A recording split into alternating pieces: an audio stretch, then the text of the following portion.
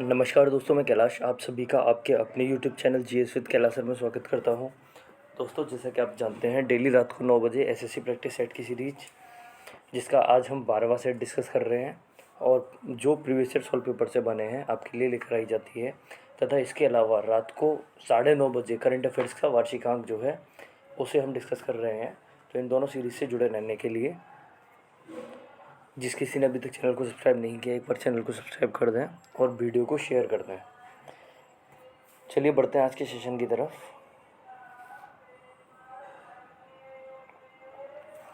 निम्न में से किस आंदोलन में महात्मा गांधी ने पहली बार भूख हड़ताल का प्रयोग किया? तो महात्मा गांधी ने किस आंदोलन में पहली बार भूख हड़ताल का प्रयोग किया था?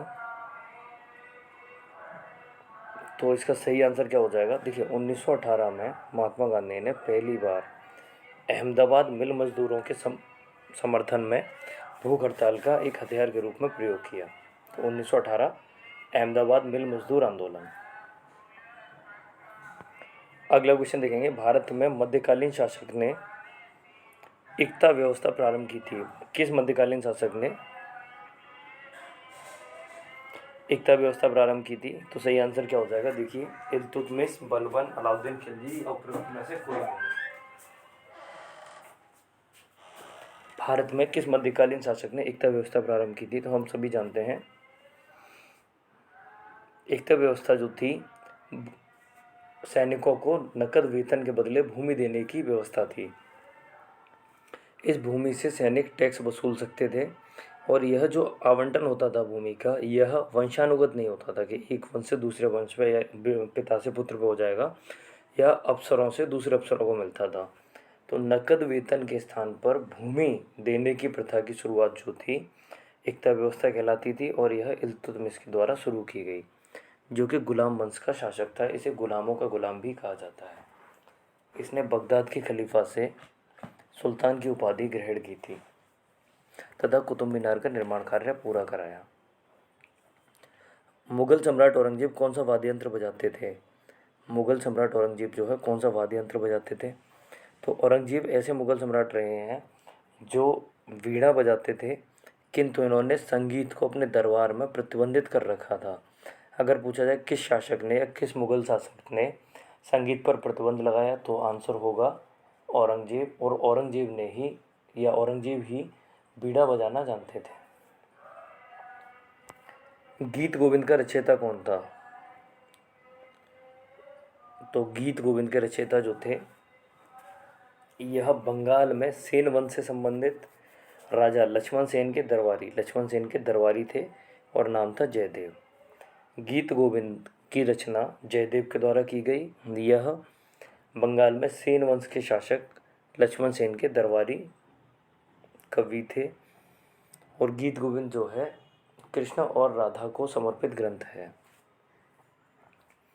निम्नलिखित संगठनों में से किसने शुद्धि आंदोलन का समर्थन किया? शुद्धि आंदोलन जो था 20वीं शताब्दी के पूर्वार्ध में आर्य समाज के द्वारा चलाया गया था। इसका उद्देश्य था कि जिन लोगों ने मुस्लिम धर्म या ईसाई धर्म अपना लिया है उन्हें वापस हिंदू धर्म में लाना।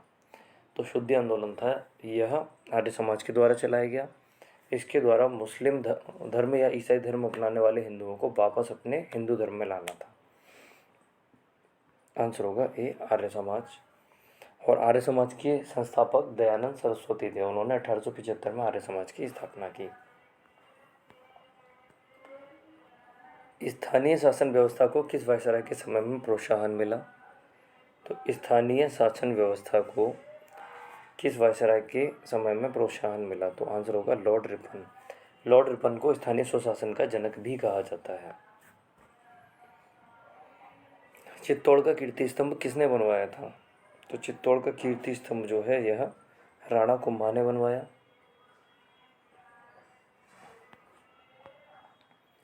इंडिया डिवाइडेड पुस्तक के लेखक कौन थे?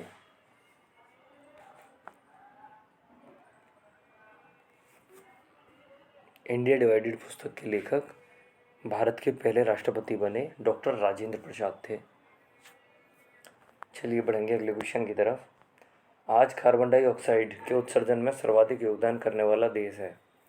कार्बन डाइऑक्साइड यानी CO2 के उत्सर्जन में सर्वाधिक योगदान करने वाला देश जो है चाइना।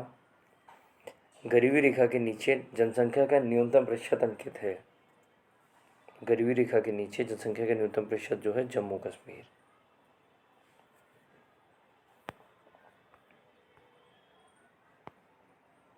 निम्नलिखित सिल्वर लवणों में से किसको कृत्रिम वर्षा उत्पन्न करने के लिए प्रयुक्त किया जाता है?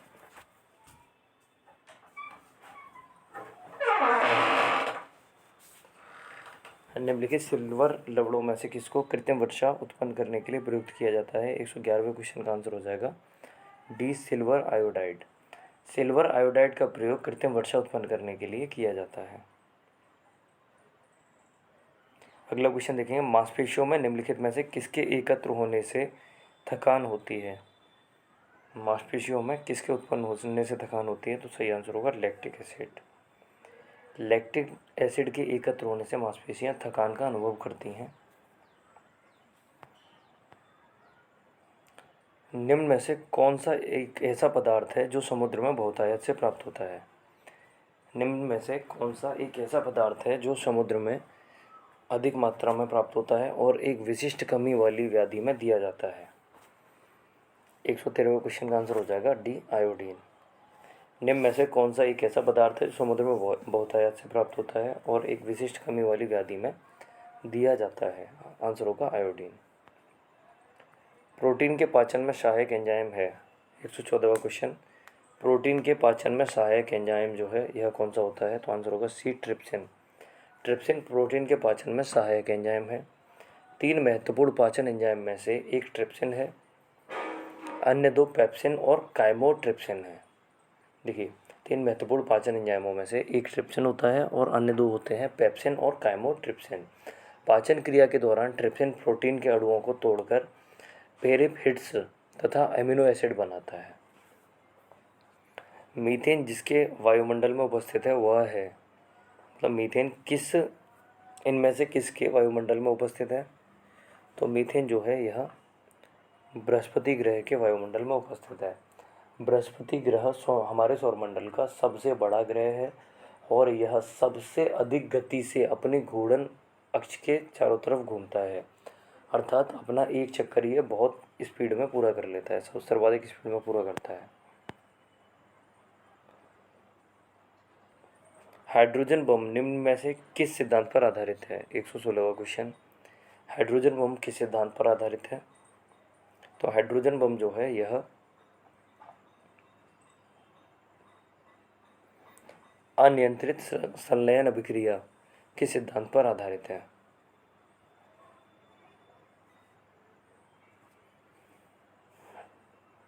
चलिए अगला क्वेश्चन देखेंगे। कंप्यूटर वायरस होता है एक फफूंद, बैक्टीरिया, IC7344 या सॉफ्टवेयर प्रोग्राम।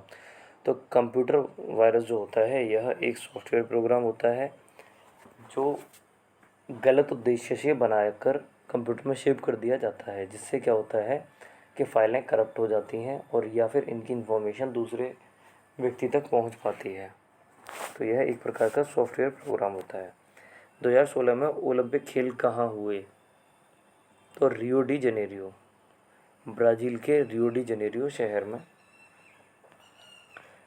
निम्न में से कौन सी नदी रिफ्ट घाटी से होकर बहती है? तो नर्मदा नदी जो है यह रिफ्ट घाटी से होकर बहती है। रिफ्ट घाटी का निर्माण भूगर्भीय रिफ्टों के कारण होता है। नर्मदा नदी सतपुड़ा व विंध्य पर्वत के बीच की रिफ्ट घाटी से होकर बहती है। सतपुड़ा तथा विंध्य पर्वत के बीच में जो रिफ्ट घाटी है उससे होकर बहती है। किस मृदा को कम सिंचाई की आवश्यकता होती है क्योंकि वह मृदा नमी को रोके रखती है? आंसर होगा काली मृदा। काली मृदा में सिंचाई की कम आवश्यकता होती है।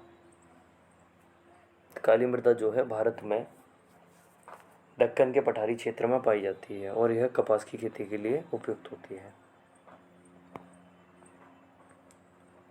अगला क्वेश्चन, भारत में काली मिट्टी उत्पादन के लिए बहुत उपयुक्त है, किसके उत्पादन के लिए? कपास, धान, गन्ने या गेहूँ?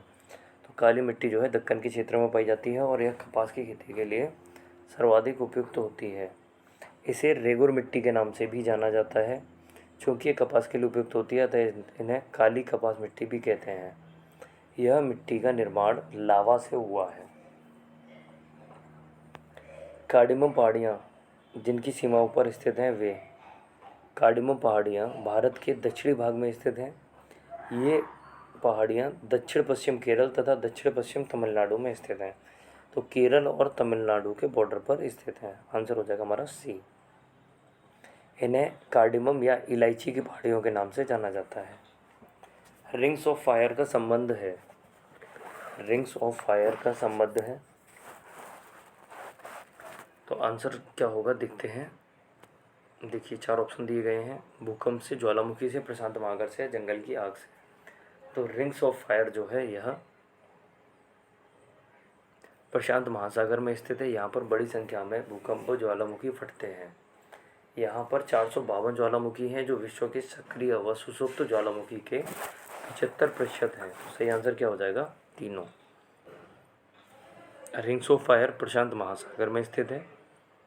यहाँ बड़ी संख्या में भूकंप और ज्वालामुखी पाए जाते हैं। तो इस प्रकार से हम देखेंगे तीनों ही ठीक हो जाएंगे, यानी आंसर हो जाएगा ए। अगला क्वेश्चन, जादूगोड़ा प्रसिद्ध है।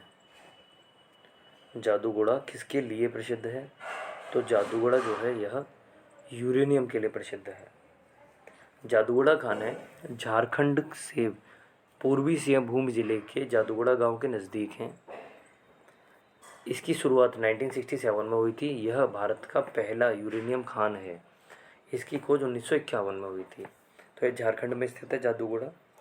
देखा जाए भारत में उत्तर प्रदेश में जो यूरेनियम पाया जाता है वह ललितपुर में पाया जाता है। अगर यूपी में पूछा जाए तो ललितपुर। नर्मदा एवं ताप्ती नदियों के बीच सतपुड़ा श्रेणी स्थित है। कौन सी श्रेणी स्थित है? तो सतपुड़ा श्रेणी। नर्मदा एवं ताप्ती नदियों के मध्य सतपुड़ा श्रेणी स्थित है। अभी हमने कुछ ही देर पहले देखा था इसे।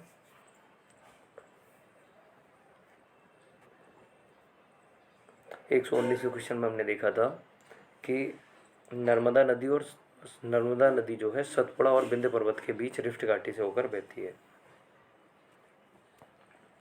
सिलवासा किसकी राजधानी है? अगला क्वेश्चन, सिलवासा जो है किसकी राजधानी है? तो दादर एवं नगर हवेली की राजधानी सिलवासा है।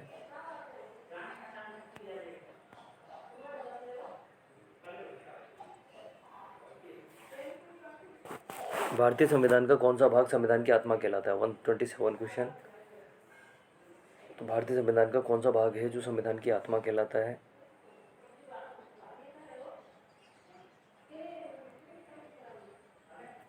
तो उद्देशिका। आंसर क्या होगा? उद्देशिका।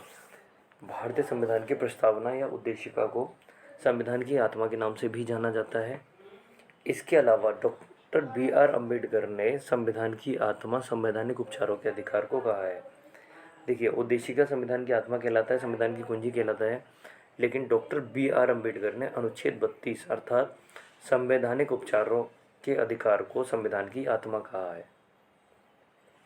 यह एक मौलिक अधिकार है। 128 क्वेश्चन, पंचायतों एवं नगरपालिकाओं के संबंध में भारतीय संविधान में किस वर्ष प्रावधान किया गया? पंचायतों एवं नगरपालिकाओं के संबंध में भारतीय संविधान में किस वर्ष प्रावधान किया गया? तो आंसर हो जाएगा डी, 1993 में। भारतीय संविधान में पंचायत व म्यूनिसिपैलिटी की व्यवस्था और 1993 में की गई थी। इसके लिए 1992 में 73वां और 74वां संविधान संशोधन अधिनियम लाया गया। तो पंचायतों एवं नगरपालिकाओं के संबंध में 11वीं और 12वीं अनुसूची जोड़ी गई है और इसके लिए जो प्रावधान किए गए 73वें और 74वें संविधान संशोधन के दौरान वह 1993 में लागू हुए और यह प्रावधान भारतीय संविधान के भाग 9 के का और खा में स्थित है। निम्न में से कौन एक रिट न्यायालय में कार्यवाही लंबित होने की दशा में लागू की जाती है? इनमें से कौन सी एक रिट है जो न्यायालय में कार्यवाही लंबित होने की दिशा में जारी की जाती है? तो सही आंसर होगा प्रतिषेध। प्रतिषेध रिट न्यायालय में कार्यवाही लंबित होने की दशा में लागू की जाती है और किस अनुच्छेद के तहत? तो अनुच्छेद 32 के तहत। यह संवैधानिक उपचारों का अधिकार है। अगर किसी व्यक्ति के संवैधानिक अधिकार उसे नहीं मिलते, मूल अधिकार उसे नहीं मिलते, तो वह ऐसी स्थिति में अपने मूल अधिकारों को लेकर सुप्रीम कोर्ट जा सकता है अनुच्छेद 32 के तहत और हाई कोर्ट जा सकता है 226 के तहत। तो यह तब ये कुछ 5 प्रकार की रिटें जारी की जाती हैं। भारतीय संविधान की प्रस्तावना में पंथनिरपेक्ष शब्द जोड़ा गया। भारतीय संविधान की प्रस्तावना में पंथनिरपेक्ष, समाजवादी और अखंडता शब्द जो हैं, ये तीनों शब्द 42वें संविधान संशोधन 1976 में जोड़े गए। तो 3 शब्द जोड़े गए थे, समाजवादी, पंथनिरपेक्ष और अखंडता। ध्यानाकर्षण सूचना के प्रावधान ने निम्नलिखित में से किसके क्षेत्र को सीमित किया है? तो ध्यान आकर्षण सूचना के प्रावधान ने किसको सीमित किया है? चलिए ऑप्शन देख लेते हैं। अल्पावधि चर्चा को, प्रश्नकाल को, स्थगन प्रस्ताव को या शून्यकाल को। तो इसका सही आंसर होगा, वो हो जाएगा स्थगन काल को। ध्यानाकर्षण सूचना के प्रावधान ने स्थगन प्रस्ताव के क्षेत्र को सीमित किया है। इसके द्वारा कोई भी सदस्य किसी महत्वपूर्ण मुद्दे पर संसद को सूचित कर सकता है तथा मंत्री से जवाब मांग सकता है। ध्यानाकर्षण सूचना जैसे शून्यकाल या प्रश्नकाल संसदीय कार्यप्रणाली में भारतीय नवाचार है। 132वां क्वेश्चन, वर्तमान में भारतीय संविधान के अंतर्गत संपत्ति का अधिकार है एक। तो संपत्ति का अधिकार जो है इसे अनुच्छेद 19 के 6 तथा अनुच्छेद 31 से हटाकर, यानी मूल अधिकारों की श्रेणी से हटाकर एक किस प्रकार का अधिकार बना दिया गया है? वैधानिक अधिकार। और इसे 300 के ए में शामिल कर दिया गया है। अनुच्छेद 31 के ए से हटाकर अनुच्छेद 300 ए में शामिल करते हुए इसे एक वैधानिक अधिकार बना दिया गया है। राज्यसभा में धन विधेयक प्राप्त होने के कितने दिनों के अंदर इसे लोकसभा में वापस किया जाना चाहिए? राज्यसभा में धन विधेयक प्राप्त होने के कितने दिनों के अंदर इसे लोकसभा में वापस किया जाना चाहिए? 133वें क्वेश्चन का आंसर हो जाएगा बी, 14 दिनों के भीतर।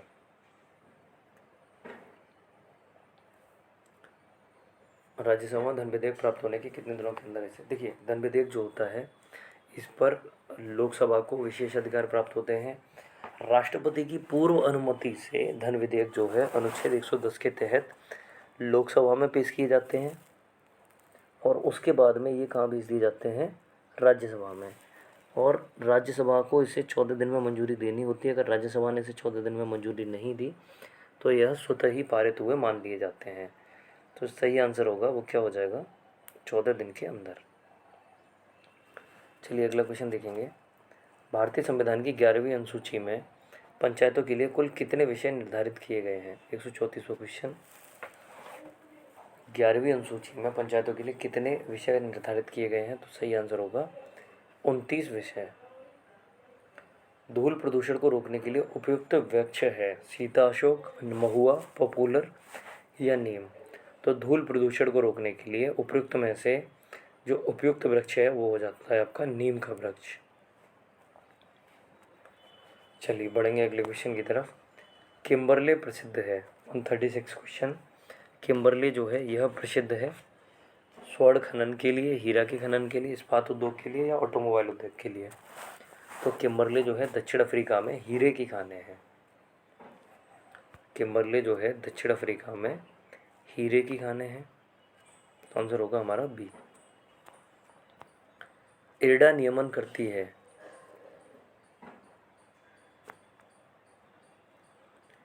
इरडा नियमन करती है।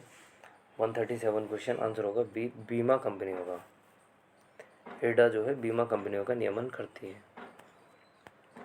भारतीय रुपए की पूर्ण परिवर्तनीयता के प्रश्न का परीक्षण जिस समिति के द्वारा किया गया वह है। भारतीय रुपए की पूर्ण परिवर्तनीयता के प्रश्न का परीक्षण जो था किसके द्वारा किया गया? 138वां क्वेश्चन, आंसर होगा सी, तारापुर समिति के द्वारा।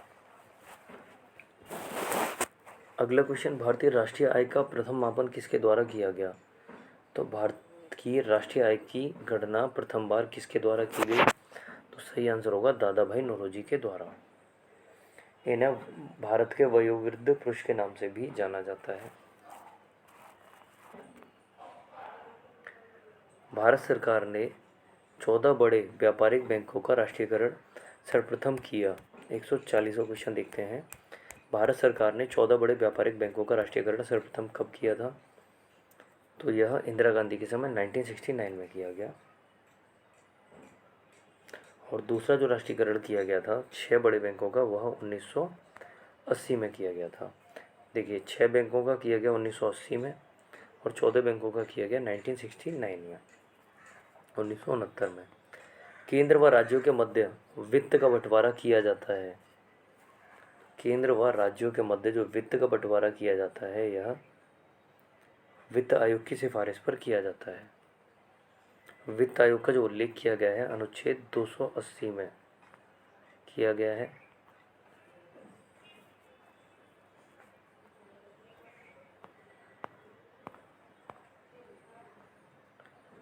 कोई विधेयक धन विधेयक है या नहीं, इसका निर्णय कौन करता है? तो हम देखते हैं। देखिए, अनुच्छेद 110 में धन विधेयक का उल्लेख किया गया है। अनुच्छेद 110 में धन विधेयक का उल्लेख किया गया है, जबकि अनुच्छेद 117 में वित्त विधेयक का उल्लेख किया गया है। तो जो सभी धन विधेयक होते हैं वो वित्त विधेयक होते हैं, किंतु सभी वित्त विधेयक धन विधेयक नहीं होते। पहली चीज़ तो ये स्पष्ट हो जाती है। दूसरी चीज़ देखते हैं, कोई विधेयक धन विधेयक है या नहीं, इसका निर्णय कौन करता है? तो लोकसभा का अध्यक्ष इसका निर्णय करता है। यह निर्णय किसके द्वारा किया जाता है? लोकसभा के अध्यक्ष के द्वारा किया जाता है। 143 क्वेश्चन, नवरत्न का विचार संबंधित है तकनीकी जनशक्ति के चयनित वर्ग से, चयनित निर्यातोन्मुखी इकाइयों से, चयनित खाद्य प्रसंस्करण उद्योग से, या सार्वजनिक क्षेत्र के चयनित उद्यम से। तो 143 क्वेश्चन का आंसर हो जाएगा डी, सार्वजनिक क्षेत्र के चयनित उद्यम से। नवरत्न का विचार सार्वजनिक क्षेत्र के चयनित उद्यम से संबंधित है। 144 क्वेश्चन देखेंगे, पूंजी बाजार से आशय है। पूंजी बाजार से आशय है। पूंजी बाजार से आशय शेयर बाजार से है। इसे शेयर बाजार के नाम से, शेयर मार्केट के नाम से भी जाना जाता है। और इसका रेगुलेशन किसके द्वारा किया जाता है? तो शेयर मार्केट का regulation stock exchange board of India यानी सेबी के द्वारा किया जाता है। इसके अलावा बुल और बियर शब्द का उल्लेख भी शेयर बाजार से ही संबंधित है। चलिए अगला क्वेश्चन देखते हैं। योग दर्शन के प्रतिपादक हैं। तो योग दर्शन के प्रतिपादक पतंजलि हैं। प्रमुख दर्शनों की संख्या 6 मानी गई है, जो उत्तर वैदिक काल में विकसित होना प्रारंभ हुए थे। तो इनमें से योग दर्शन के जो प्रतिपादक हैं वे पतंजलि हैं।